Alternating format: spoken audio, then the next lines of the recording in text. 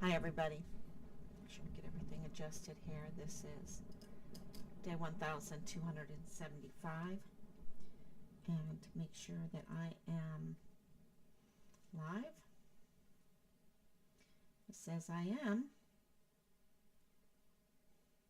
Okay, very good. All right, so I can see everybody now. Let's see if I can hear. Testing, 1, 2, 3. Testing. It says I am. Okay, I hear myself. Okay. Well, today is 1,275 days, and I'm just reaching out earlier today. It's not as early as I would like, um, because we want to reach more people. We're going to take time out in our day to reach more people. Normally, I do a very late night, just not to interrupt family life, but we're going to try to reach more and more people. And that's really up to you. It really is. We have been shadow banned. I have tech friends that absolutely reaching out to about 10,000 followers a day that we absolutely are being shadow banned. And so it really depends on those that know when I go live and to share the information and to let everyone know that things are really developing in Richard's case to the point that I think it's very important for El Pasoans and our country and even Chihuahua, Mexico, and the federal government of Mexico and our federal government to pay attention to this case. Everybody knows that by now that I have been reporting on the fact that Richard's case is intertwined with the August 3rd, which is Dallas Hart's birthday, 2019 Walmart mass shooting, Patrick Crucius case. Okay, it's connected to the mass shooting, and it's the Patrick Crucius case is the narrative that our law enforcement, our media put together um, uh, to to serve to the populace about what happened on that day, August 3rd, 2019. And we know that if you were a whistleblower, they were not friendly to you. They were not friendly to whistleblowers. We know that. We saw that in the evidence, specifically from Glendon Oakley Jr. Within, less than 24 hours, it was very visible that he had been bullied, that there were operatives um, that wanted to put forth a narrative, and he got in the way. He got in the way. And they continue to harass him and bully him for months. If the media is correct, and what we are reading is correct, because we are investigating now his case, the Patrick Crucius case, the Walmart mass shooting that occurred on August 3rd, 2019, we have become the investigators. We were made the investigators for our son's case.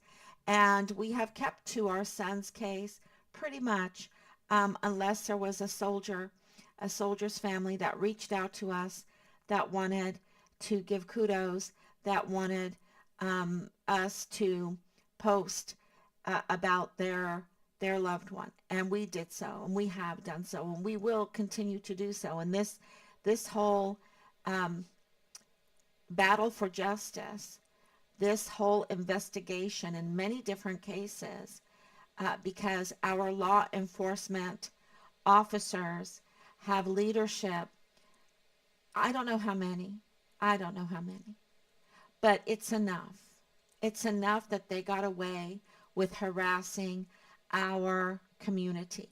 That there was enough to harass and scare the living daylights out of our military soldiers, out of our El Paso police members, out of our CBP protectors, out of our attorneys, out of our um, uh, director of emergency services. And I know that the team, right? Because don't forget that Thomas Kane's guard in the DES's stepdaughter was the female that was living in the barracks at the age of 14 years old, being pimped out to the soldiers in the barracks on Fort Bliss. There are so many numerous examples of bullying whistleblowers, harassing whistleblowers, threatening whistleblowers. And there's multiple examples of them winding up dead. Okay? Them winding up dead. And so we have put, an investigative team together in Team Find Richard Halliday to look at the Patrick Crusius case and also the Walmart case. And the results just for, like a week is stunning. It stuns you. You are speechless because it shows definitively that there is a weaponization and an abuse of power in our Department of Justice. Okay? There's no question about it. And there is, of course, what President Trump has gone through. I've tried to separate all of that from Fort Bliss and El Paso because, that is a much larger issue when you're talking about his election, the elections for president. And so I've tried to separate that. But clearly, the evidence that we have given to Merrick Garland of the Department of Justice, and also to Christopher Wray in the FBI, and many, many more. We have given information to District Attorney Bill Hicks. We have yet to be contacted by him. We are going into 3.5 years, and we have yet to be contacted by the District Attorney of El Paso, which includes Fort Bliss, that is supposed to identify crime, identify criminals, document it, and prosecute it. And our son's case being involving the FBI supervisory special agent Jesus Eddie Nieto Jr. Being dirty, and also getting involved with politics, using his office, using his position for politics. And you can hear that my voice is a little shaky because I can't even believe that a person in that position would hate their country so much, that they would hate their city so much, that they would hate the people of their city so much, and also the people of Mexico, of Chihuahua, Mexico, so much, to be dirty like this and let tampered evidence be submitted when he knew it was tampered evidence, and allowed it to take down a sitting elected district attorney that just happens to be the first female, that just happens to be the first Latino female.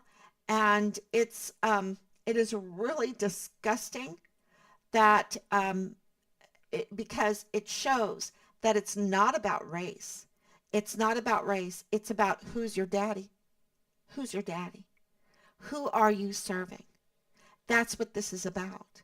And Yvonne Rosales, not a perfect person, And, I've pretty much have been independent and Republican my whole life. She's Democrat. She won fair and square. She was an upset election.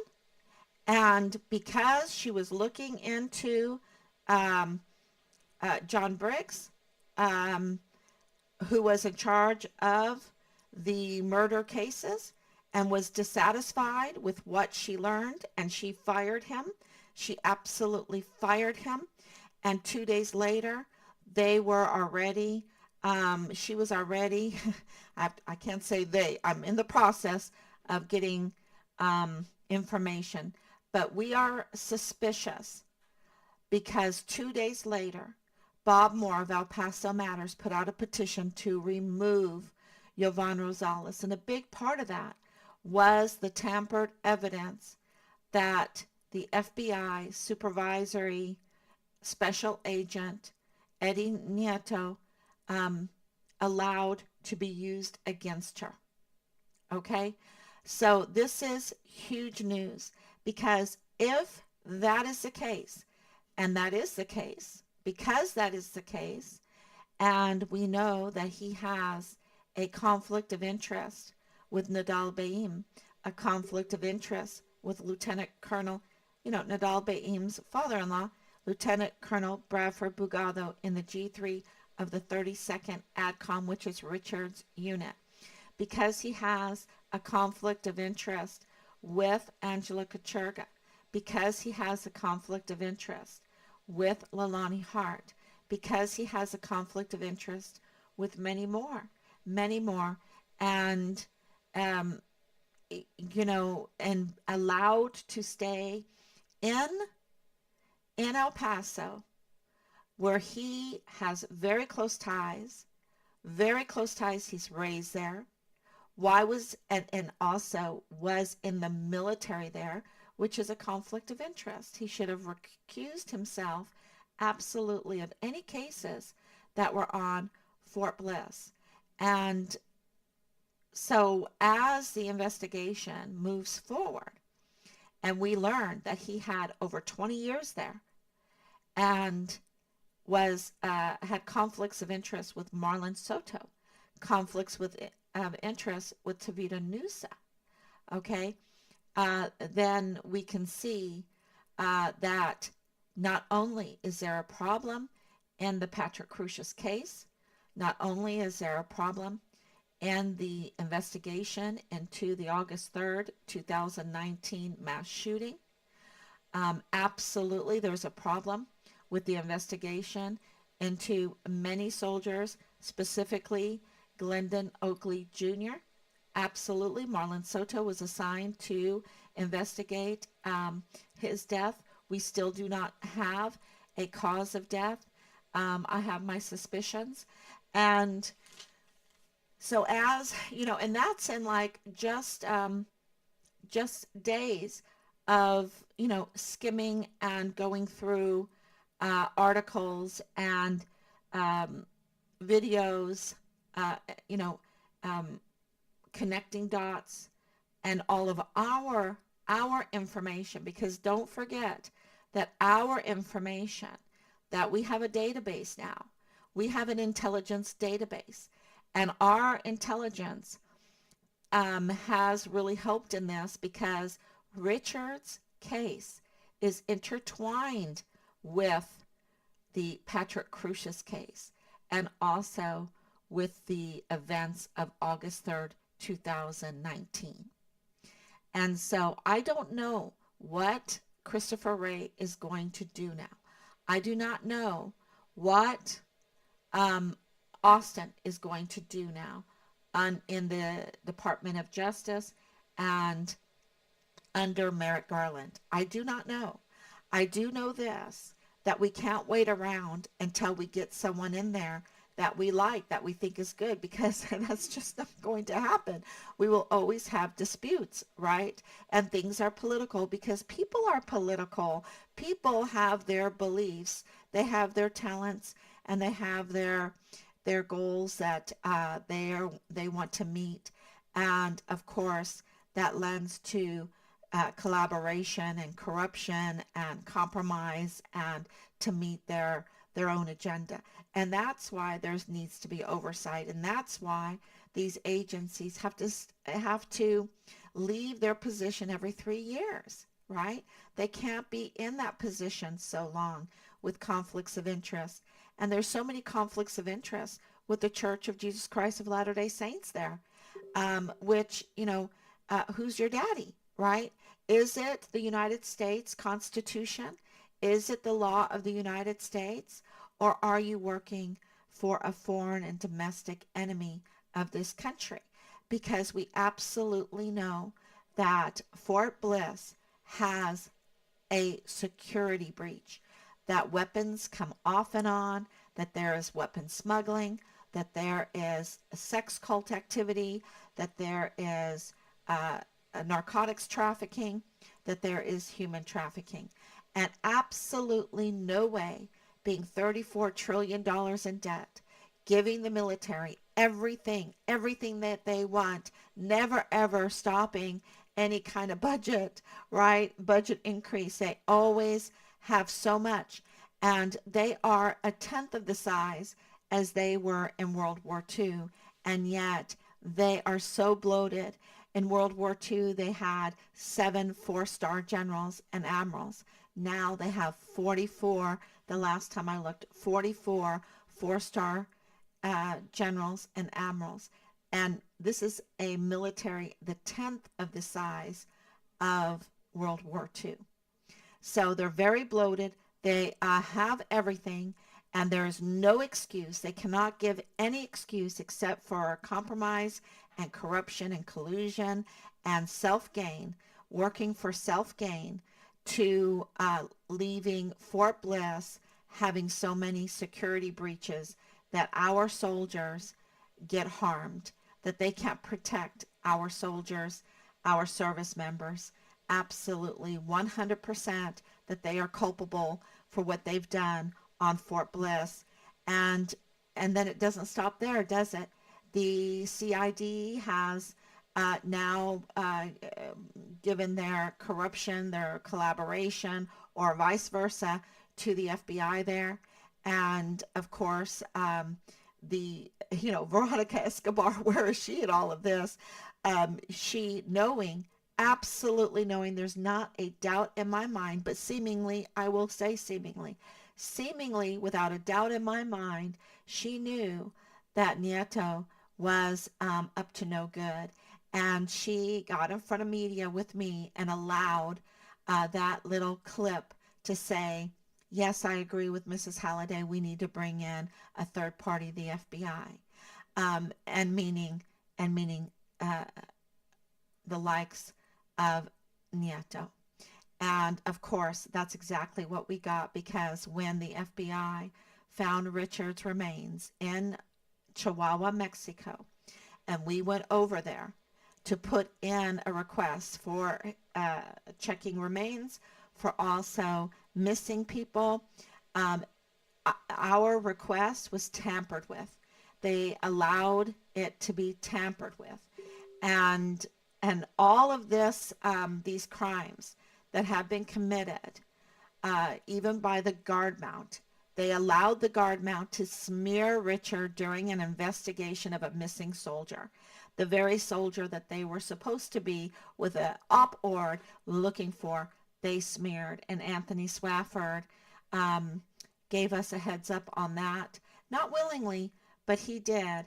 And this is how we have discovered, I think, what is breaking this whole case open, which we will be revealing very, very soon. And that's why I want to ask everyone to please share, to please tell everybody that Halliday's case is intertwined with the mass shooting of August 3rd, which is Dallas Hart's birthday, 2019, and also Patrick Crusius's case, which still more than 4 years later, the DA, Bill Hicks, who doesn't even bother to reach out to us and knows that these two cases are intertwined by Bliss Avenue, by by the individuals at Bliss Avenue. And he is supposed to be identifying the crime. He should reach out to us for the sake of the Patrick Crusius case, the prosecuting case. And also, I would think that Joe Spencer and Felix Valenzuela, but Felix Valenzuela is also connected to Richard's case in a not too good of way. And so, yeah, it really is. And, he has a conflict of interest with the Richard Halliday case. And so, I just wanted to talk about a few things that we learned in the Patrick Crusius case. And I absolutely know what it's like to lose somebody. I know what it's like to lose someone young. I know the injustice of it all. I absolutely know that in Richard's case and in other cases in my life. So this is in no way, um, trying to um, harm any cases out there when it comes to the events of August 3rd, 2019. Why am I saying this? Because I know that it is so huge and I'm trying to help, because I think that all of those families would like to get justice, right? They would like to get justice, and they don't want games played with them, and they don't want other people to be hurt.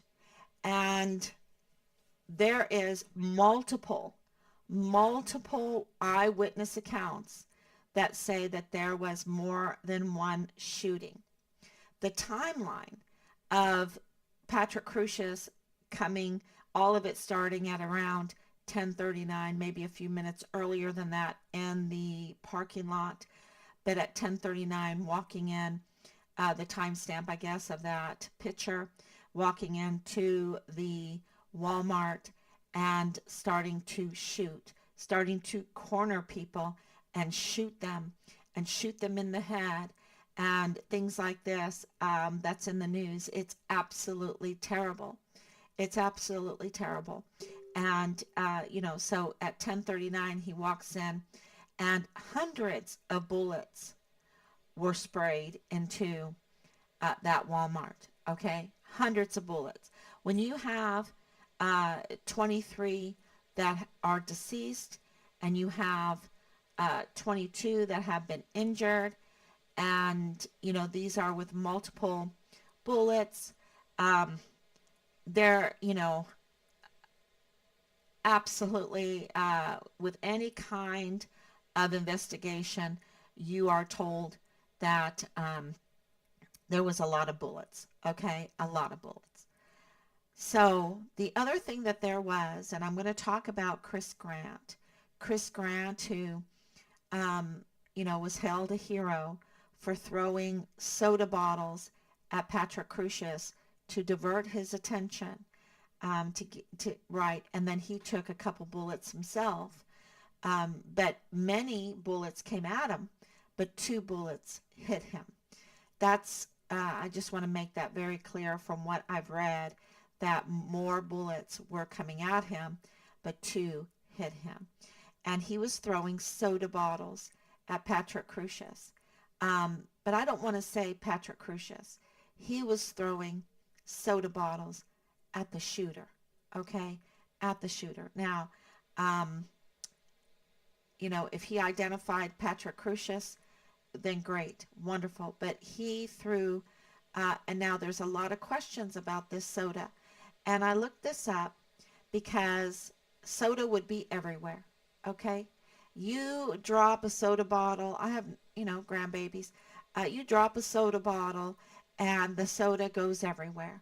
You don't need a lot of strength. But when you have that kind of adrenaline going, you would think that the very strong looking, very healthy looking Chris Grant would be able to throw like a quarterback, right? Like a quarterback. And, the bottle would absolutely explode. I've looked all over line, absolutely corroborating evidence that the bottle would explode. So that would mean that the shooter and those around would get splatters of soda on their clothing. And if you are, with that kind of adrenaline and what's going on, you would probably get blood on you. Okay. I know this from Austin Hawk. The murderer was covered in blood, covered in blood. Okay. It was really, really bad. So when you're killing 23 and injuring 22, I think that you would have some blood on you. And in the pictures at 11:06, that is the timestamp. I believe it's 11:06 that Patrick Crucius uh, surrendered himself to the Texas Rangers and to a motorcycle police officer. And when you look at the picture, there's weird things about the pictures that are released on that, but what I'm looking for is just evidence of being messy, having messed up clothes, some soda, some blood to say I'm here. And I did get a comment from my post that said that everyone in El Paso knows that it takes more than 3 minutes to get from in front of the Walmart where you park your vehicle, or you're walking around parking in the back or whatever, to get into your vehicle, to get out of the traffic, to know where to go. Thank you so much for that post, because I hadn't considered that. And that's what Team 5 Richard Halliday does. They consider all things and they make wonderful points. So I'm very grateful for that. But he supposedly was not from that area, but yet he very quickly knew exactly where to go, and parked and surrendered himself, and he looked very clean. I didn't see any splatters. His shoes looked very clean. I looked very carefully. Maybe somebody else can tell me differently, but something is very wrong in the Patrick Crucius case. Number one, being autistic.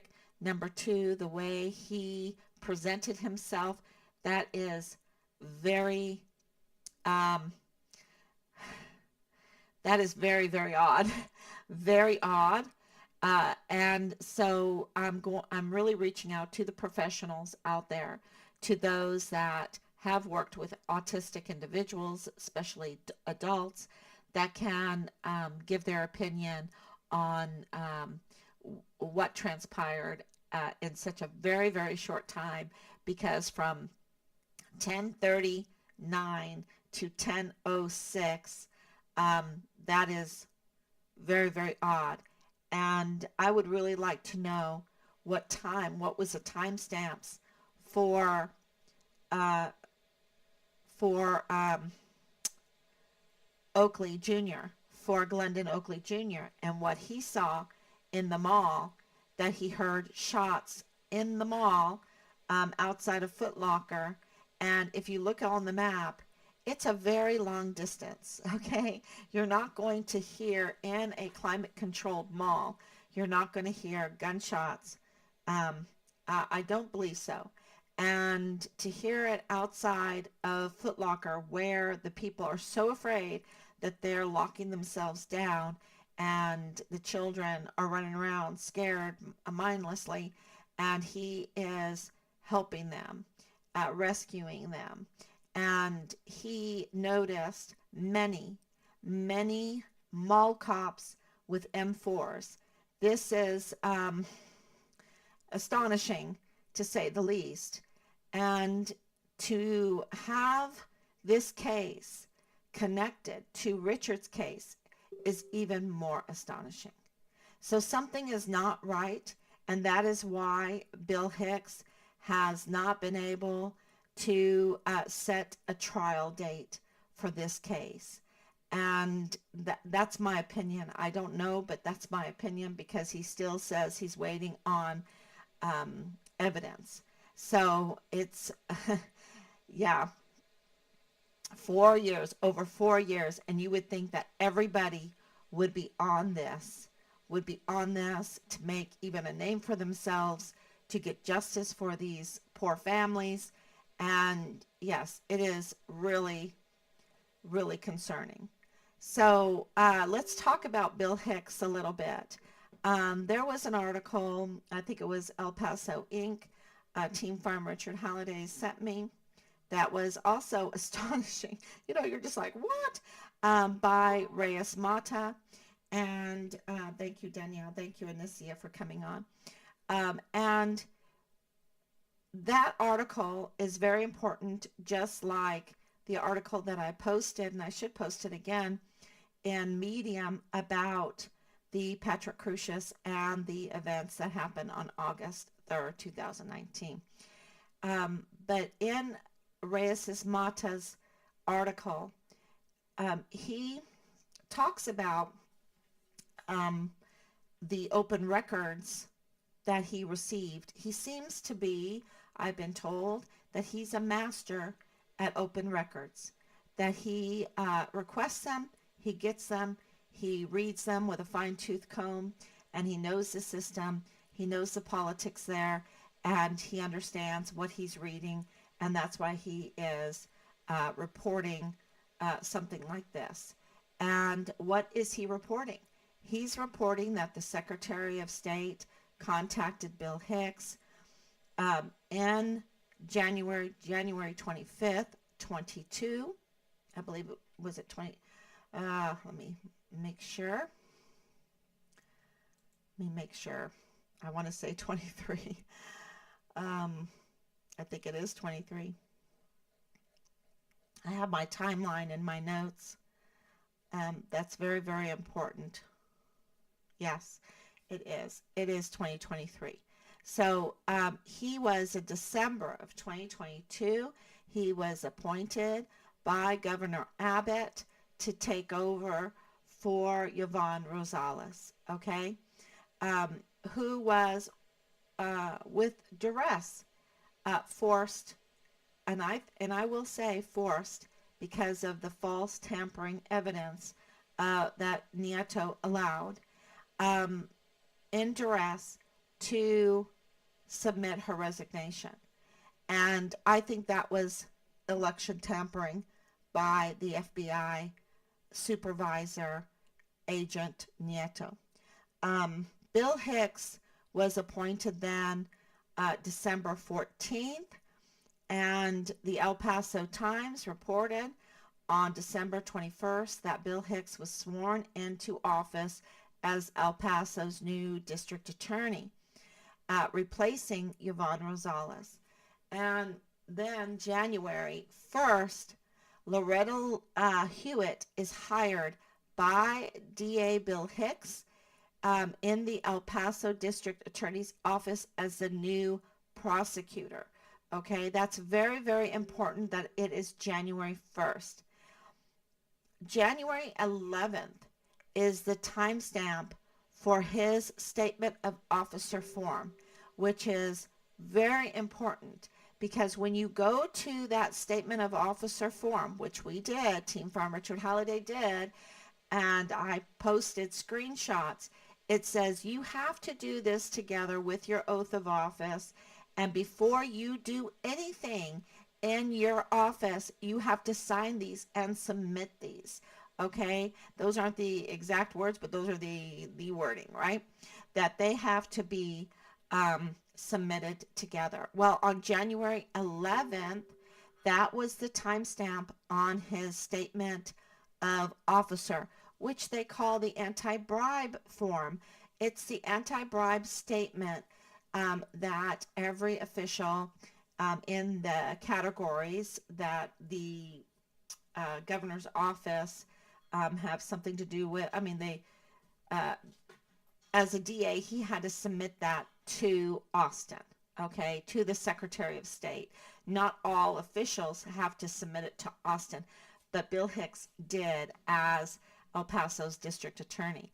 And his timestamp, here he was sworn in on the 21st of December, but his timestamp for the statement of anti-bribe commitment wasn't until January 11th. That is very, very problematic legally because he is supposed to be abiding by the law. He's held in a much higher, uh, uh, scrutiny than any of us because he's district attorney and we pay him to be law abiding and to identify crime, identify criminals, document the crime and the criminals, and prosecute the criminals. And, is he supposed to prosecute himself now? Because that is a huge violation. He violated his oath of office and his anti-bribe document. And before you say, oh, that's not a big deal, it is a big deal because everything, the Constitution makes it very clear that if you're doing actions before that is done, that they can be held to scrutiny legally and even deleted, voided because it was not done under the law. And so this is a huge, huge problem. But it gets even worse. It gets even worse because Reyes Mata, with the open records, got emails between the two of them from the Secretary of the State and Bill Hicks on the 25th of December. The Secretary of the State says, hey, you haven't submitted your anti-bribe statement. That's on the 25th of January. I hope I didn't say December, but it's 25th of January. And he turned it in the email on January 26th. Yet the timestamp was for January 11th. Okay?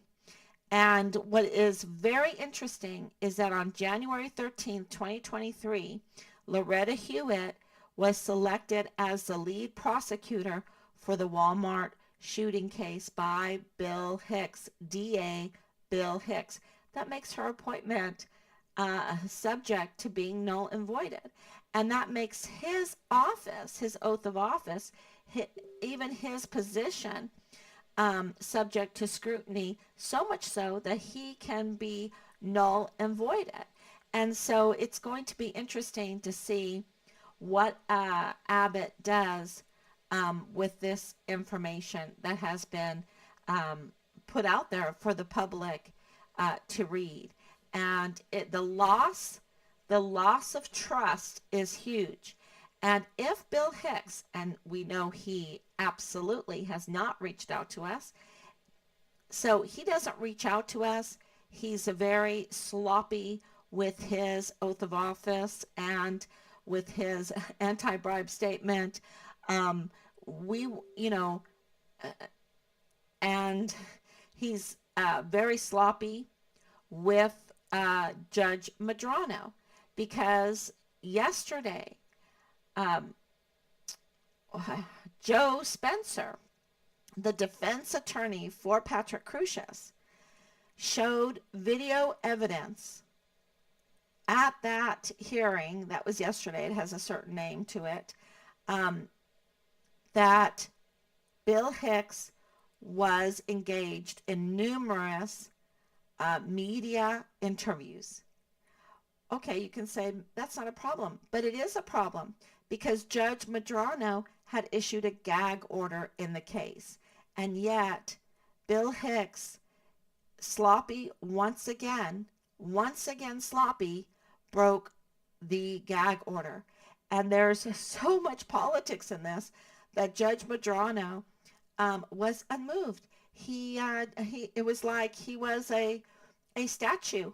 He was a statue of a judge, and there was no action taken. So I don't know if today he's going to take action, but if they do this in the mass shooting case of 23 dead and 22 injured, okay, with Bill Hicks separating out the dead from the living to say he's going to, make it quicker. No. Then he has a evidence problem, and now he is silencing the living survivors of August 3rd, 2019.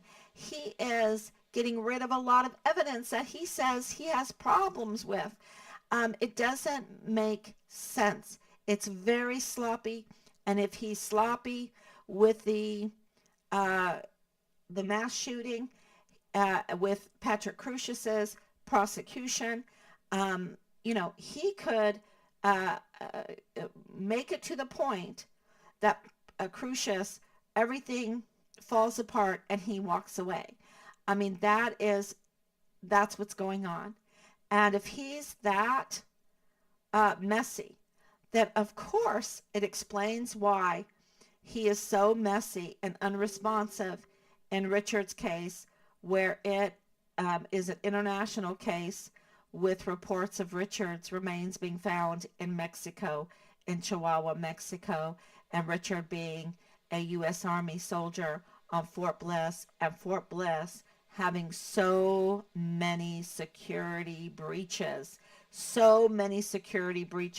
which means that it would expose, put a light on that the DA office has not done their oversight, that Veronica Escobar has not done her oversight, that Ted Cruz has not done his oversight, that the generals in charge of Fort Bliss and the admirals, because 85,000 missing, unaccounted for children were, it was Ann Ogle and the admirals, that, there's a real problem with security breach.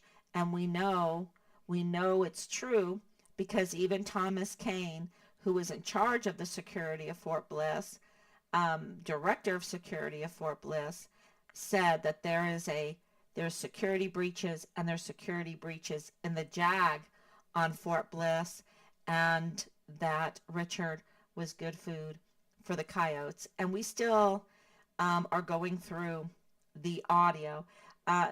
Just so many things have happened, and the prioritizing the FBI and the Department of Justice is very, very important because they have weaponized, it seems like it, the highest law enforcement, which is the FBI, and I guess you can claim the CIA, but I don't know much about the CIA. I'm just going to say the FBI and the Department of Justice. And this puts us all, you think, oh my gosh, that Halliday mother, she's in danger. No, we all are in danger. What they have done to us, what they have done to so many families, it is spiraling out of control, and more people are being hurt. And it's just a matter of time that those tentacles of pain, of death, of injustice touch everybody. And so we have to, warn people and ask them to gird themselves and share our information, so that we can get justice for Richard and get people on the Facebook, on the TikTok, on the Rumble, on whatever platform that we are on, YouTube and everything, to watch and to share, because every day is breaking news. Every day we have more and more information coming out, and we haven't even started yet. And what we've discovered from the 700 pages of the CID is that they're also very sloppy. And you would think that they would know how to handle the case, but they're very, very sloppy. And because of that, the information that we're getting is very important. And so that is why we are moving at 100 miles an hour. I would say 1,000 miles an hour. And we're trying to keep up with it. And we need your help to move it forward to other people. And that is the political power, the driving force behind this, because we don't want to have to wait until we get some people that are interested in justice in these higher positions, right? We want justice now. We want justice now, and we need to drive because they work for us, whether we like them or not. It doesn't matter if we like them or not, and it doesn't matter if they like me or not. They are obliged under their oath, under their duty, to do the right thing, to protect and serve the Constitution of the state, the United States of America, and to also, which is the land and the people, right? The land and the people, so that we can be a prospering country. It's very, very important. And so they don't have to like, it doesn't say, well, if you like this person, that give them justice. It doesn't say that. Or, if you like that person, ask for justice. No, I go in front of any judge, any FBI director, any, uh, the uh, anybody that's in these positions, and say, look, you're obliged. And Team Find Richard Halliday is strong, and we are going to drive you to do your duty. And that's what we have to do. And because we have to, if we want peace, we want a peaceful resolution. And the only way to peaceful resolution is through our justice system and our law enforcement system being driven to do their duty. That's the only way. And so thank you everyone so much for coming on early. And if there's any questions, I'll take that now. Thank you, Danielle. Thank you, Anicia. And I will be back tomorrow, God willing. Please share.